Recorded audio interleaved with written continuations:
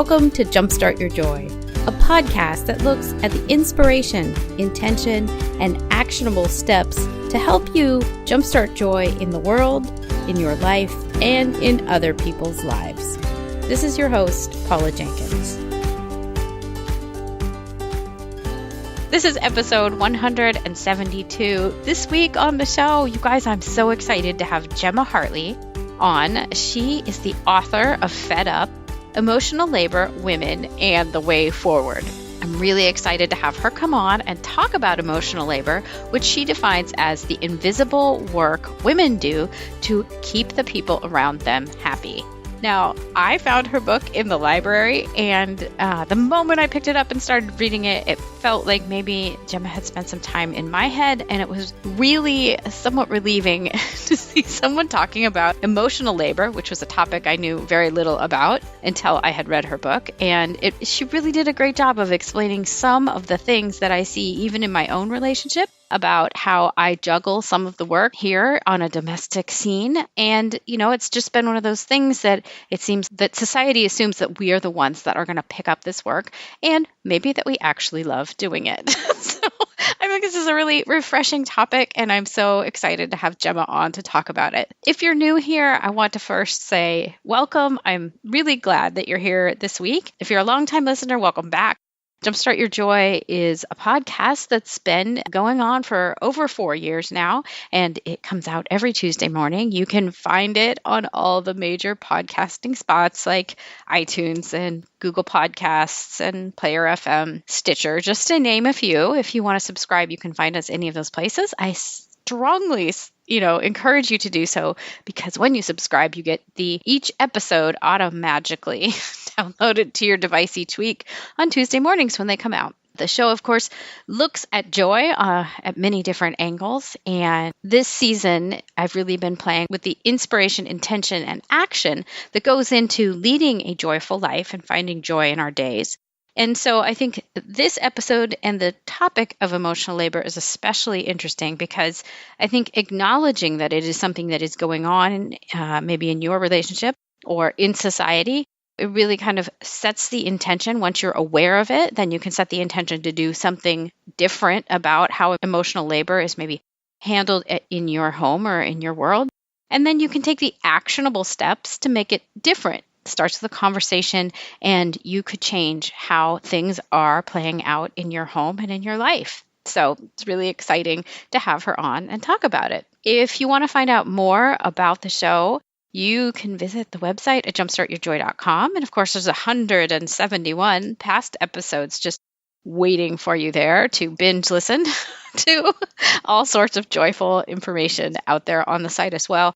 And if you're really curious about Gemma and her book, you can find the show notes for this episode. You can go to jumpstartyourjoy.com/fed up, and you can find the show notes there, and I will link to her book and whatnot. Also, while you're on the site, maybe if you love podcasts, I'm just going to jump out there and take a bet that you would probably love to start your own show, because why not?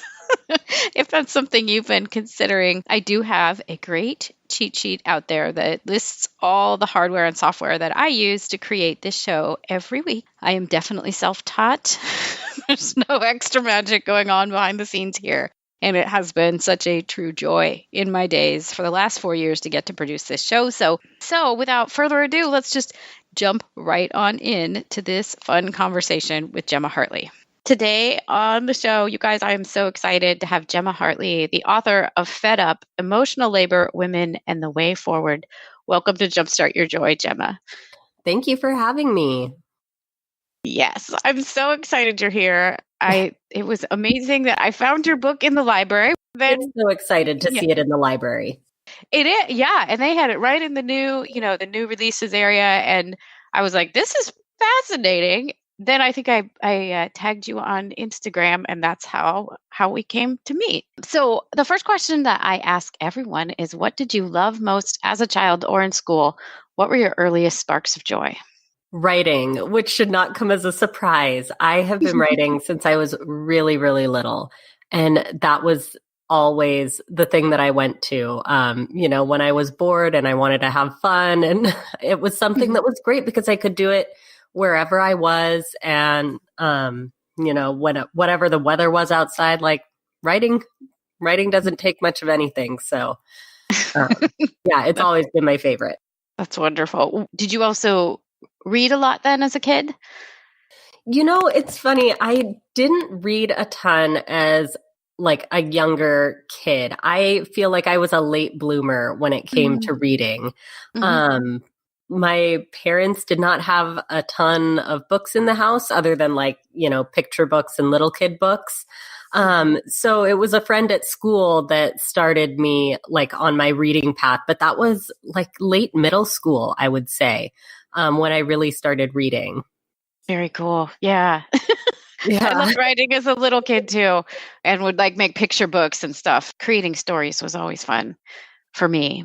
So now you're a journalist and you wrote the wildly popular article for Harper's Bazaar entitled Women Aren't Nags, We're Just Fed Up. And was that in 2017? Yes, September 2017. And it went viral, which it is an amazing read, and I will link up to that in the show notes. What prompted you to write the article in the first place? Like where did it come from? So this was something that I had been thinking about for a while, ever since I saw there's like a cartoon, a French cartoonist, Emma Litt, and she wrote this like wonderful comic on the mental load. And I was like, oh my gosh, this resonates with me so much. Like I would love to take this concept and turn it into an article, which is sort of what I did. And it was something that, of course, I had talked to my girlfriends about and I was constantly thinking about. So it was really natural for me to pitch that piece. Yeah, it really is amazing. Because I think it hits upon something that's so prevalent and just ubiquitous in women's minds, but maybe there isn't a lot of voice to it just yet about kind of emotional labor. And would you like to explain kind of how you define emotional labor in case people aren't familiar with the term? Yes. So in the book, how I define emotional labor is the invisible work that women do in order to keep everyone around them comfortable and happy. And that includes both the mental work that we do, like all of the planning and behind the scenes and those to-do lists that run through our heads all the time. And also the emotion work that we do to make sure that everyone is happy and that we are keeping everyone's temperament right where, it needs to be.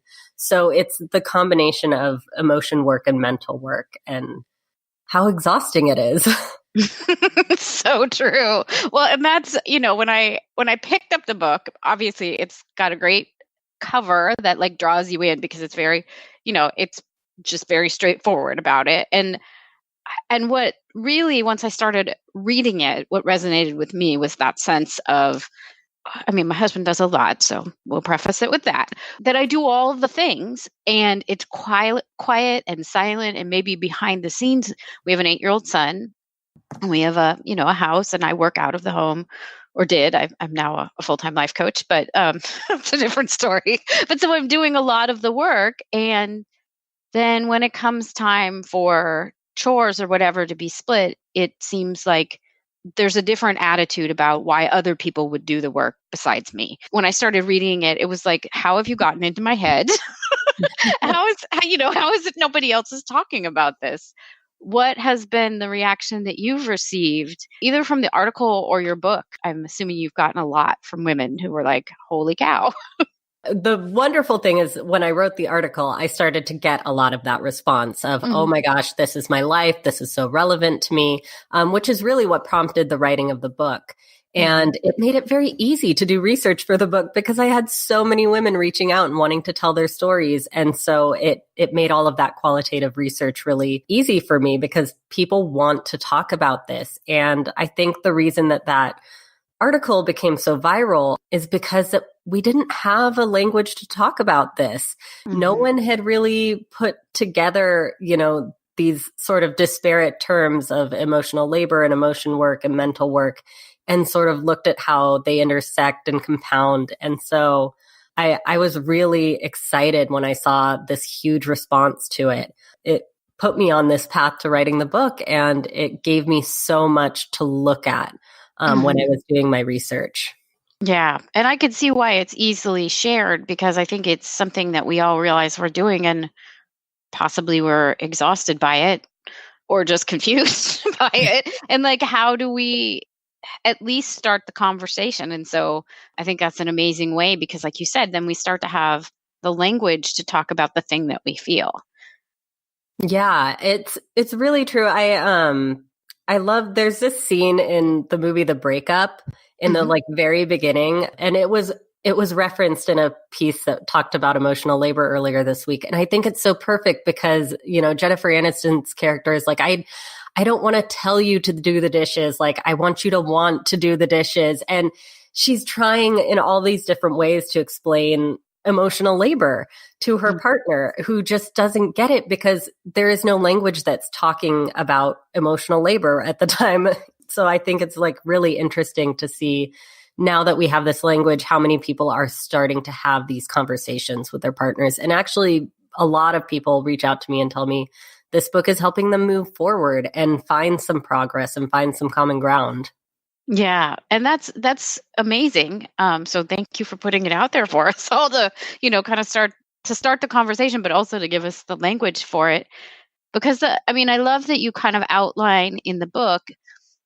I know you had your own experience around the blue crate that didn't get put away, but all of us kind of have that moment of, or many of us, maybe not everyone, but where there's the thing that happens. And perhaps my reaction is like, maybe why can't you just put away the dishes? And why do I have to ask? Because some of, as you point out in the book, the actual emotional labor is asking for the help and then asking the person to do the thing that seems should just be done. But around that, like, then, as you know, the argument happens of, I already do enough from the one side, and why, but why do I have to ask you on the other?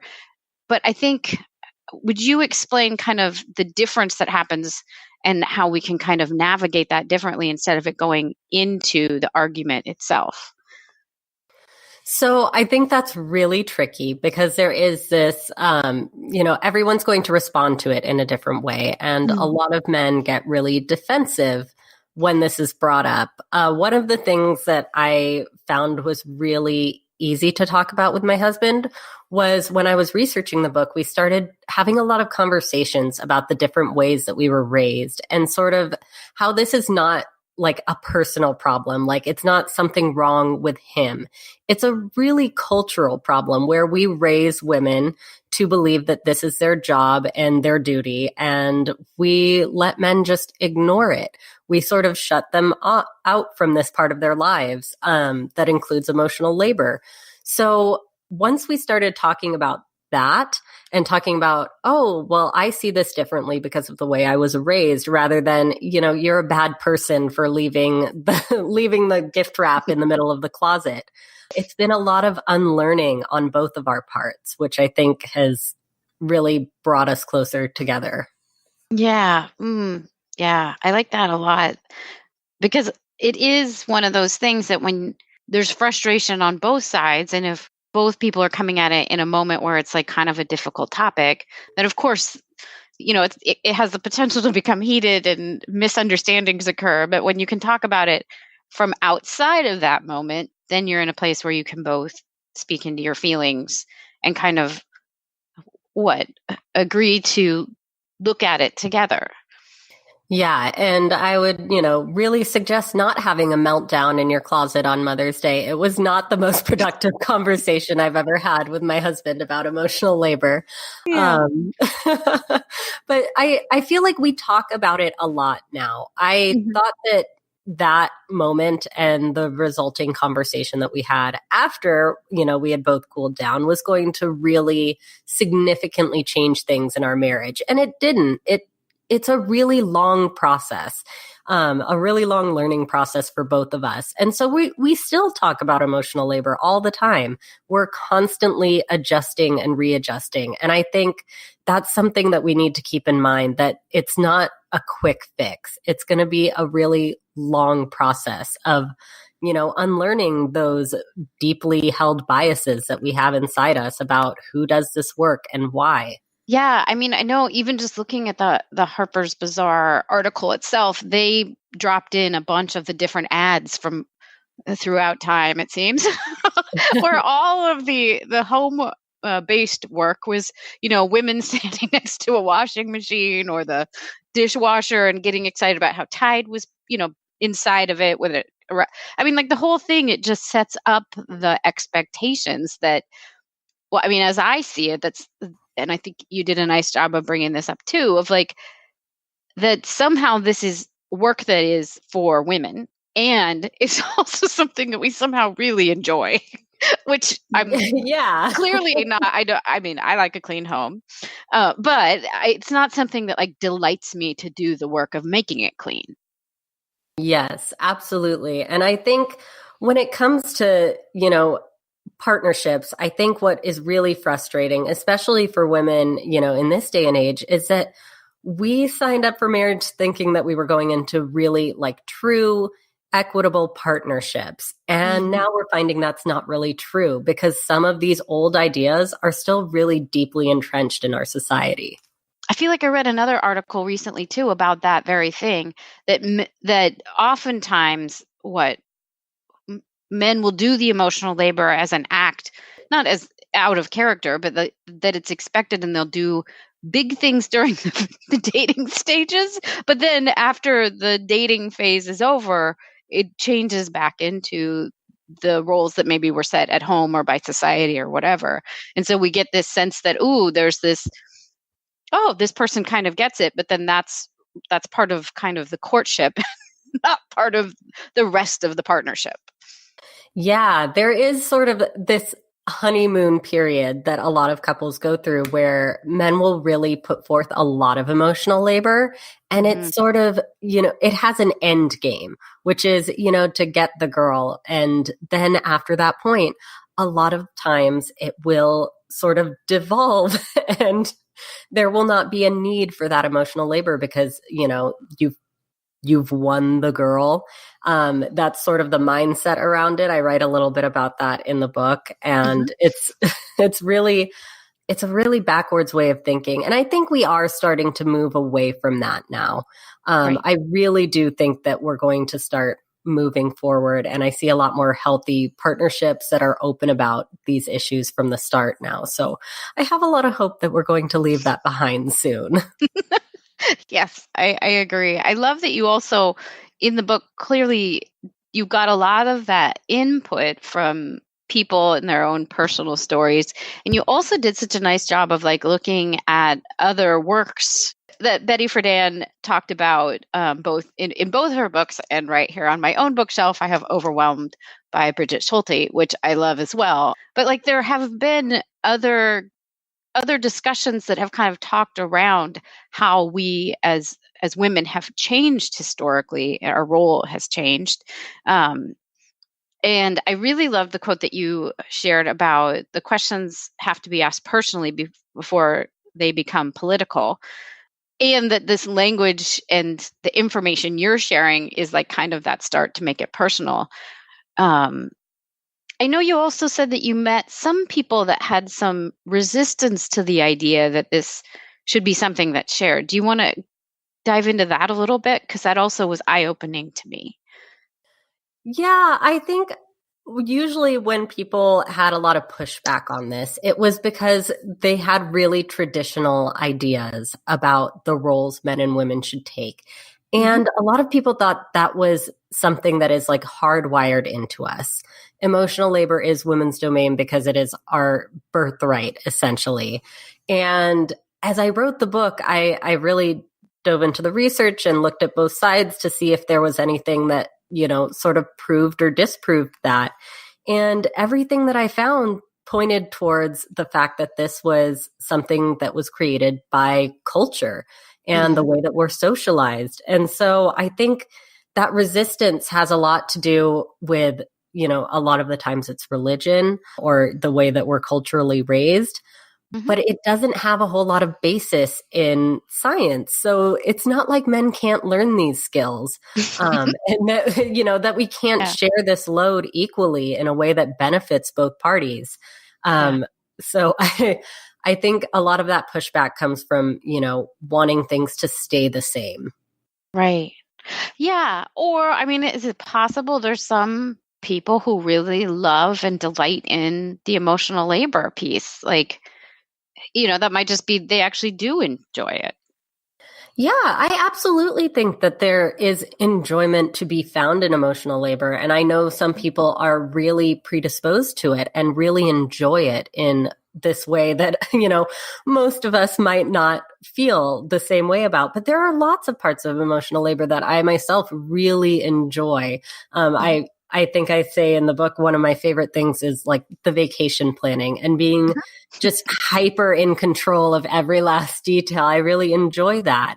Mhm. But the point of the book is not to say you can't enjoy emotional labor, or you can't take it all on if that is really truly your desire. It's to say that it doesn't have to be that way, and it shouldn't have to be that way for anyone. And I also think men really benefit from emotional Mm, labor, yeah. and it sort of allows them into their lives more fully when they are, also tasked with thinking about what needs to be done and really engaging in their lives, both in the mental planning work and in the emotion work that comes, with having a healthy partnership or being, a really involved parent. And Hmm. so I think, we need to make sure that we're looking at both sides of this and realizing that it should be everyone's domain, not just women's. Yeah. And I really loved that. Was an aha moment for me in your book around that if men are not involved with some of that emotional labor, maybe they're also not as vulnerable and they're not as connected and they're not involved in an emotional way that they might want to be. Should they say yes to some of the emotional labor that gets done with a family? When we're trying to break away from stereotypes like well, this is meant for this person and not this one, but then really getting into the conversation of, well, what's to be gained and where can we go if men really do want to get involved emotionally? Because I think that's a much fuller experience for everyone.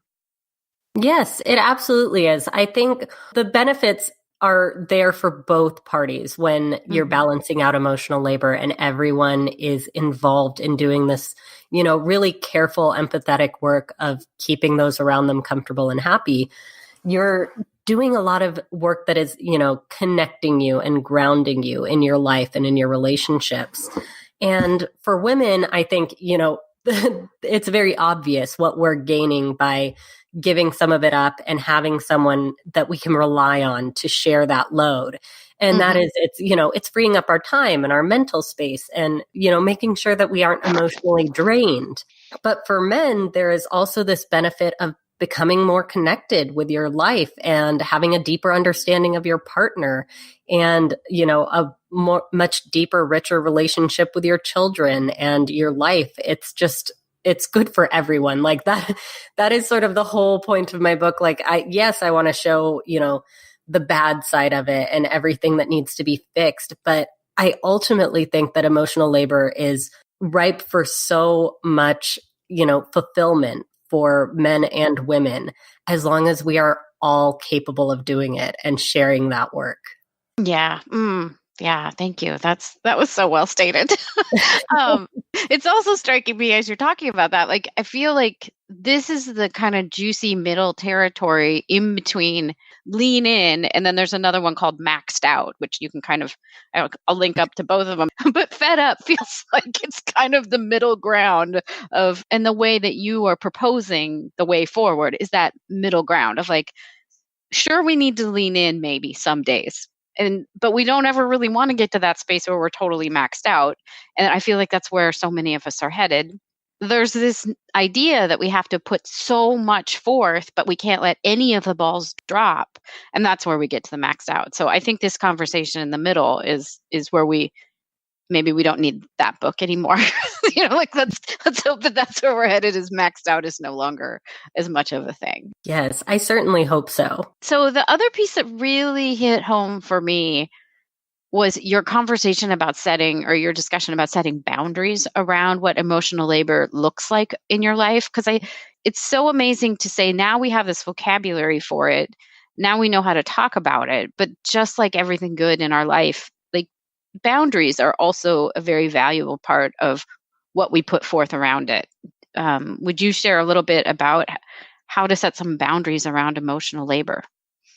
Yes. So one of the things I noticed was a lot of the women that I spoke to who felt really overwhelmed by emotional labor had basically no boundaries when it came to emotional labor. They wanted to constantly be like giving of themselves to everyone around them, their partners, their kids, their family, their friends, everyone who said like, hey, I need you, like they were there. And, it's wonderful to have a generous and giving spirit, but that is going to break you down so quickly. And so I think it's really essential that we look at, first of all, look at the emotional labor that you're doing day to day, and then start looking at what is bringing you joy, what is making your life better, and what needs to go. Because a lot of the times we say, absolutely nothing can go. But a lot of that is untrue. And there are certain things that we can set boundaries around and say, you know what? I'm not going to do this anymore. And usually that doesn't mean giving up that particular thing. It means shifting the responsibility onto someone else. Because a lot of emotional labor is us taking on the responsibilities of others.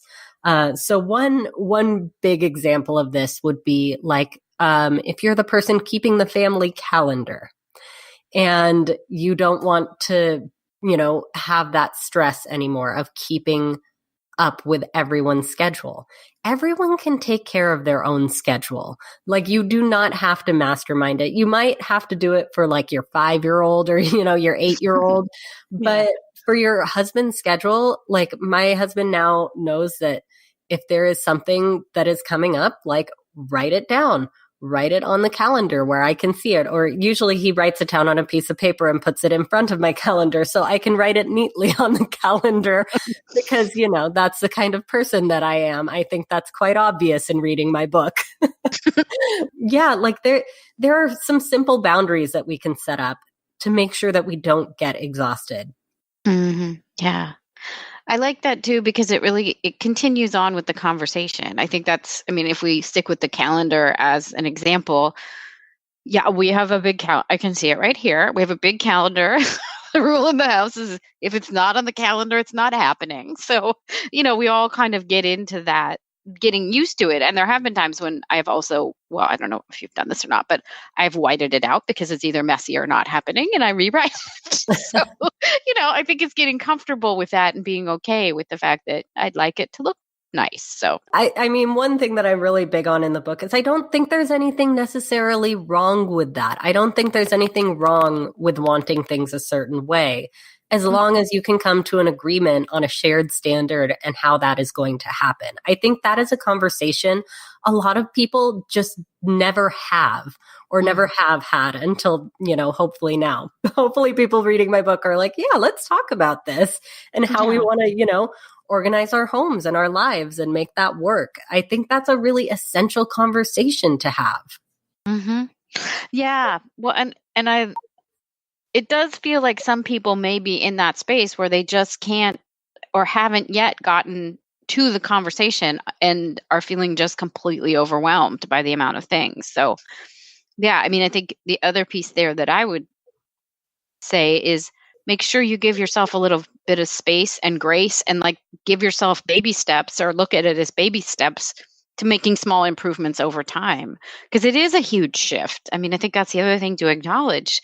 This is not a small change.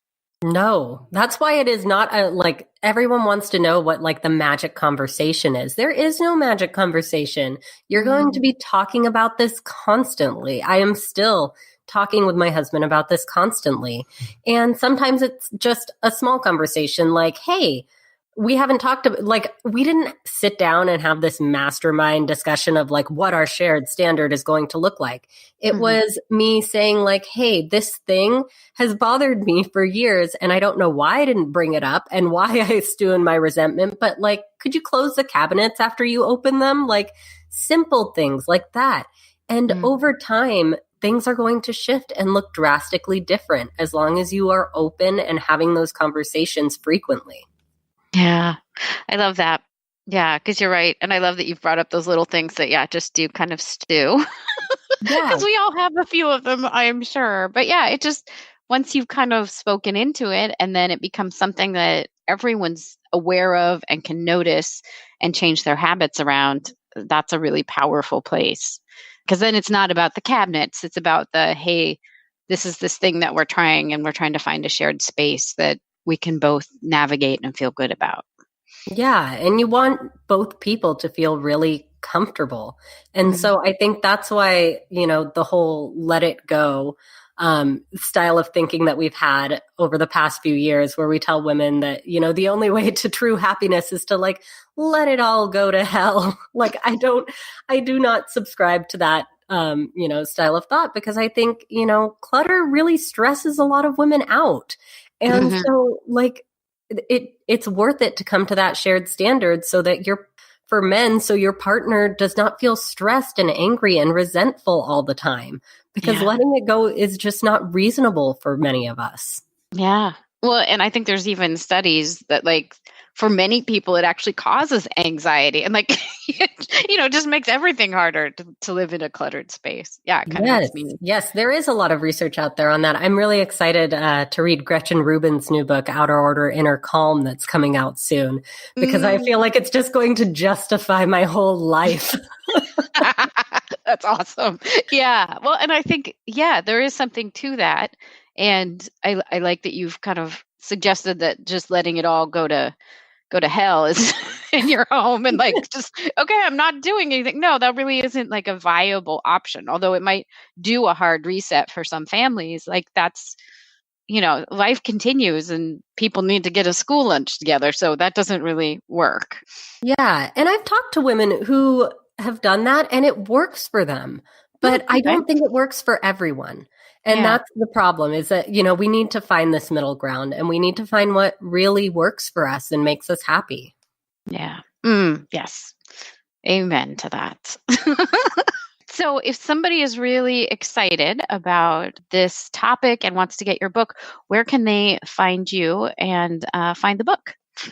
So I can be found at gemmahartley.com, and the book should be available wherever books are sold. So wherever you normally get your books, go and get it there. I always encourage going to your local indie bookseller, though. Yes. So the last couple questions that I've been asking people are, where do you see the crossroads of intention and joy as it relates to emotional labor? I think the crossroads of intention and joy when it comes to emotional labor is really evaluating what you are doing when you are doing emotional labor, and then finding what balance works right for you.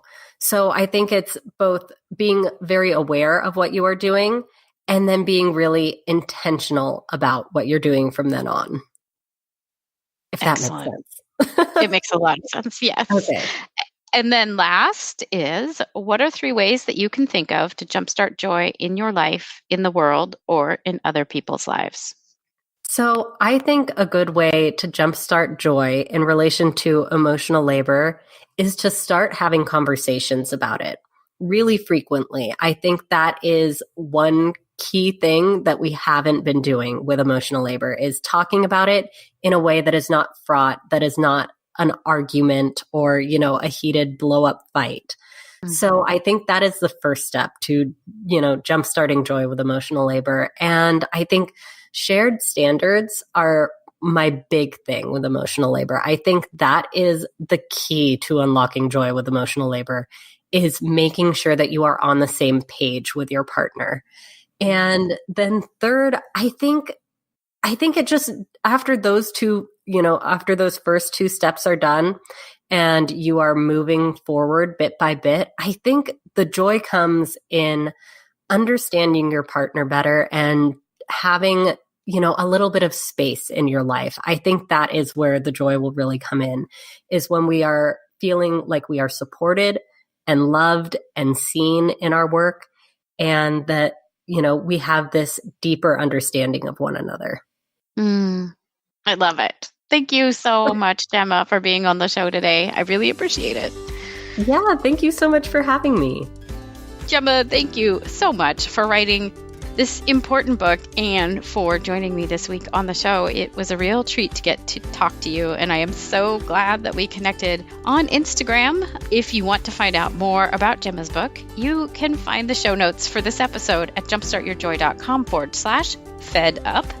And if you want to follow either myself or Gemma on Instagram, you can find me at jumpstartyourjoy, and you can find Gemma at Gemma Hartley on Instagram. And be sure to go out and find her book, because it really is worth a read. It is a really well done book. I think you will enjoy it. Next week on the show, I'm excited to be doing another solo cast, and it's going to kind of follow in that inspiration territory. I had said a couple weeks ago I was going to go back and look at some of the daisy chain of events that I have seen that have kind of jump-started my own joy in harder times. And so I'm excited to share that episode with you this coming week, and really look forward to hearing from you if there's other things that you guys would like for me to talk about, or if you have an idea for a guest. You can find a contact me sheet for that on the website, jumpstartyourjoy.com. And you could suggest yourself or someone else to be on the show. So I would love to hear from you if you have ideas. And I hope you'll come back next week as I explore some of the ways that I have jump-started joy in my own life. Until then, I hope that your days are filled with so much joy.